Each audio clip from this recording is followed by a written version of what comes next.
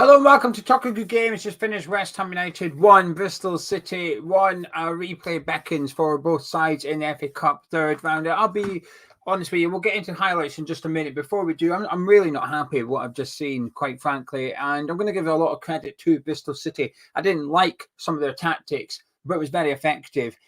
And it completely worked. I think it completely worked in the first half. I think they set out to rattle us, which you've got to do. If we were a championship side, or if West Ham was to be playing in the Champions League and we were going to Real Madrid, I'd be sitting thinking, we've got to get in their faces and make it difficult, make it physical. I think they did that, and I think it worked an absolute treat. Bristol City did really well today. But for West Ham, for David Moyes, I'm really not happy with what I've just seen, actually. I tried to stay away from using the phrase embarrassing and saving it from sort of like when we get thumped by, previously been beaten by the likes of Fulham and Liverpool this season, last season Brighton and Newcastle, the extreme defeats. That's when I tend to use the phrase embarrassing, because I think it's quite a strong word to use. I am tempted to use it today, actually, because we had that little. I mean, the first 5-10 minutes looked really good, but apart from that, we had very, very little, one or two good chances. But I actually think Bristol City were the better side. Over 90 minutes, I think they were the better team. And that's without taking into context how much money we spent on our team, who we were playing, and the fact that Bristol City are a mid-table championship side at the minute. Without taking that into context, I think just looking at the 90 minutes as one team, Team A versus Team B, I think they were the better team. That is not good enough. Had we battered Bristol City and their keeper was man of match, and to be fair, I think he had a good game. I think O'Leary had a good game, a couple of top saves. We'll get, like I said, we'll get into it, but that's not the case. I'd go fair enough. We were a little bit unlucky. We have to do it the hard way. We weren't unlucky today. In fact, if anything, I think Bristol City were perhaps unlucky. I think they came to get a replay. I think they were probably hoping to get a replay and take it back to their place, and in the end, I wouldn't be surprised they're going away a little bit disappointed they didn't nick that, actually. Anyway, we'll get into the game in just a second. Please do subscribe if you're new to Hammer's Chat. It takes 2 seconds, helps the channel out as well. And also drop a like on the video if you are enjoying it by clicking thumbs up. Even if you don't enjoy it, please click the thumbs up. Helps out the video, helps out the channel, makes me happy. And to be honest with you, I could do a bit of cheering up after watching that as well. 4 minutes in, 1-0. This was good. Before the game, I was a little bit nervous seeing the starting 11. I was really happy. I thought that's as strong as we can go, probably, all things considered, with the players available to us. The message was Moyes wants to win this game. I was happy with the starting 11. 4 minutes in, I was even happier. Fantastic ball by Lucas Paqueta over the top. Jarrod Bowen with a killer first touch, took it round the keeper, or past the keeper, whichever phrase you wish to use. Puts it in the back of the net. 1-0 West Ham.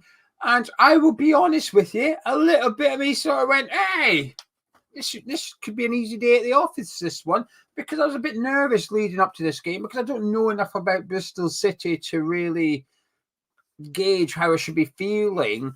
And also against Brighton, we were lacking any creativity, but with Paqueta back, I was happy. And then that's where it started to go wrong. So after 8 minutes, I was really, really happy. 1-0 up, that we were knocking the ball about quite nicely. I thought we were looking quite good. 1-0, Bowen on the score sheet. It looked like we were doing something a bit different with Paqueta down the middle. It looked like he was playing as sort of like a false nine, if you want to call it that. And Bowen was really close to him, slightly to the right, but really close to him. Half an hour, so out on the left. I thought, here we go. We're trying something different. It's working. We're good. 8 minutes in, that was it. That was the turning point of the match, wasn't it? Paqueta went down. I think we all let out a big groan.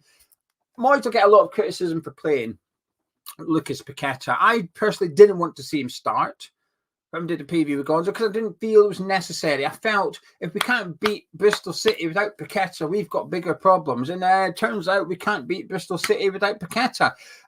So when I seen the starting 11, like I said, I was pleased, got the assist. I was really pleased. When we went off, I was a bit like, oh, did we have to start him? We probably did, because for the remainder of the 82 minutes, for the rest of the game, we've seen why Paqueta had to start. Did Moyes gamble? We will never know. I'd imagine there's filters in place to stop this occurring. Paqueta said himself he'd be back for this game. The medical team, you'd imagine, wouldn't have authorised it if they didn't feel comfortable. And it might just be a precautionary substitution. Hopefully that's all it is. We've got a little while till our next game, which is probably Bristol City. Our next fixture is probably now Bristol City in about 10 days' time. I know Crystal Palace, Everton play and on the 17th, so a week and a half's time, midweek the following week. So that will probably be our next match, a handful of days before we play Sheffield United. So not ideal preparation, but it's still long enough. So I get why Moyes played Paqueta. And I get it even more after what we have just seen for the rest of the game, because it wasn't good enough. No Paqueta, no party, it seems, at West Ham. For the rest of the half, we had our chance. We had a couple of them, didn't we? Pablo Fornals with the biggest one. Good play by Jarrod Bowen down the right-hand side. Great cut back. A finish of a player lacking confidence, perhaps. I think should he score? Yes. It's a fantastic save by O'Leary. You know, that was a Bristol City chance. I'd say, wow, Areola, or Fabianski in this case, fantastic. So credit to the keeper, but Fornals shouldn't really be giving him an opportunity to make that save. So that was a bit disappointing. We had bits and pieces in the first half. James Ward-Prowse with an effort from the edge of the box as well. And, you know, Bristol City had an opportunity. I can't remember who took the shot. Might have been Bell. Really good save. I say good save. It was a bit of an uncomfortable save from Fabianski, but he did what he had to do to get it around the post. So we went in 1-0 up, and it was Bowen. From post Paqueta, it was Bowen. Mubama was struggling to get into the game or to control the ball, quite frankly. And we were just flat, but we were 1-0 up and thought, right, it's not great viewing. Mavropanos went off injured as well. And let's discuss Bristol City at this point then, because I think their tactics were dirty. I think it was clearly a tactical thing. When there's about 4 different players doing it, that's a team thing. That's a tactical play. It's not just one player being a bit of a bad boy. It's not one player who's got a bit of a nasty streak in him. But when Pring's doing it to Soufal twice, when Williams has gone in hard on Mavropanos, when there was another occasion, I can't remember, Conway, of course, Conway and Mavropanos. So that's 3 players at least off the top of my head that were doing tackles that were arguably all bookable offences, and 2 of them did get bookings. But Conway's one was the one that really irritated me, because the other 3, you can argue they were going for the ball. It was 50-50, and they were just hard tackles. But Conway's was disgusting. There was no intent on winning the ball. You look at him, he's looking at Mavropanos, running at Mavropanos. He's got no intention of winning it. And he does sort of like the Harry Kane manoeuvre, which is, I'm going to back into you, knock you while you're mid-air. I'm going to knock you off your feet so you land in a heap. Harry Kane done it for years in Premier League and got away with it. Conway done it, didn't get away with it, and neither did Mavropanos. Looked like a dislocated shoulder. Could be his ribs. I'm not 100% sure. Initially, he looked winded. Then he came back on. Then it looked like it was his shoulder. So, blow for us. He went off. Ogbonna came on. Now, this shouldn't impact the game. That substitution. Ogbonna coming on for Mavropanos. That should still be good enough to go on and beat Bristol City. I would argue it didn't really impact the game that much. Zuma's positioning impacted the game more than the Mavropanos substitution. Maybe that wouldn't have happened without that sub, but I don't really care. It was dirty from Bristol City, but the referee let them get away with it. He let Pring get away with a couple, booked Alvarez for God knows what. Prior to that, though, at least Alvarez was given some back. He was the only player. The rest of our team, Soufal went in a little bit hard on Pring, which was good to see. But the rest of the team almost accepted that Bristol City was trying to bully us physically, get in our faces and try and make it difficult. It worked. It worked an absolute treat. It killed any momentum of the game. It slowed the game down completely. We couldn't get going.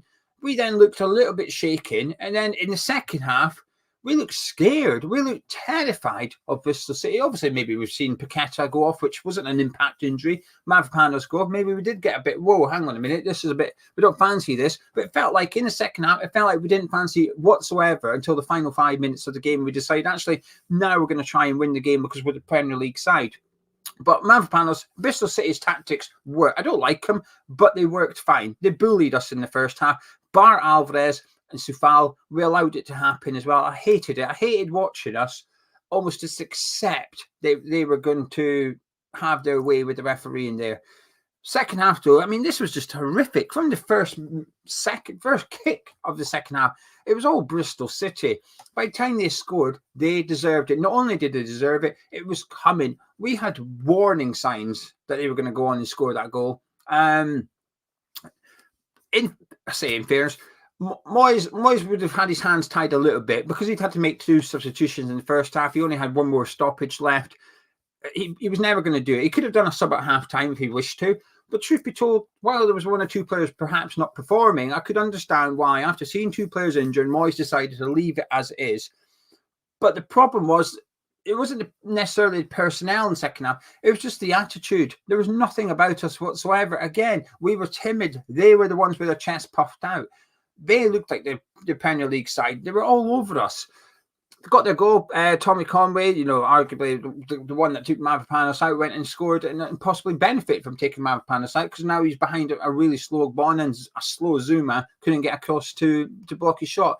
Poor from Emerson. Just boots it into the middle of the pitch. And listen, Emerson's been fantastic this season, but let's call a mistake when there's a mistake. I don't know what he's done. He didn't have to do it. He just wellied it with his right foot into the middle of the park. Mubama gets beaten in the air, comes back to another Bristol City player. Don't know who does this assist, but it's an absolute fantastic assist. Whoever it is, on the half volley. Mark Noble used to like doing these passes, didn't he? Half volley, just across the deck into the path of Conway. Away it goes. Lovely finish. 1-1. Deserved. Bristol City were the better team. They were the ones that kept going at us. Had a goal, I say, disallowed for offside. I wouldn't even call it that. The defence didn't even move. Fabianski barely moved. Everyone knew it was offside. Conway knew it was offside as well. But they were the better side. We looked devoid of ideas. There was no confidence. There was no... We weren't up for it. We were not up for that one whatsoever. We barely created anything in the second half. 5 minutes at the end, we had a flurry of shots, but there was no real... Well, there was actually Danny Ings. There was a shot for Danny Ings, and I defend Ings as much as possible, and I don't think the system suits Danny Ings. However, that's got nothing to do with the system. The ball falling to his feet 6 yards out. Lack of confidence, certainly, but, the only way you're going to get your confidence back up is by scoring goals. And quite frankly, Tupac would be a little bit disappointed Danny Ings wasn't his shooter, because if he was, he'd still be alive today after that effort hit the side net. At one point, though, in the last 5 minutes, I was baffled as to what we were doing. We made 3 substitutions, but what we ended up doing is I have no idea. At one point, Ings was almost on the left wing, Mubama on the right wing, and Jarrod Bowen was up front. What's going on? We've got the 2 strikers out wide and the right winger down through the middle. It was just... It reminded me of Slaven Bilic. I always used to think and believe that Slaven Bilic would just throw on attacking players, but without any real tactical plan. It was almost like, Jeff Asako, on you go on, we need a goal. Andy Carroll, get on the pitch as well.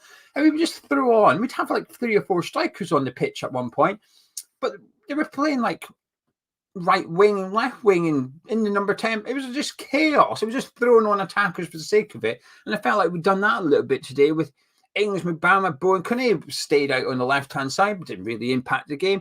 But it just felt a little bit of a shambles for the last 5-10 minutes. There was no tactical game plan. There was no player instructions or nothing. It was just a case of, can someone do something?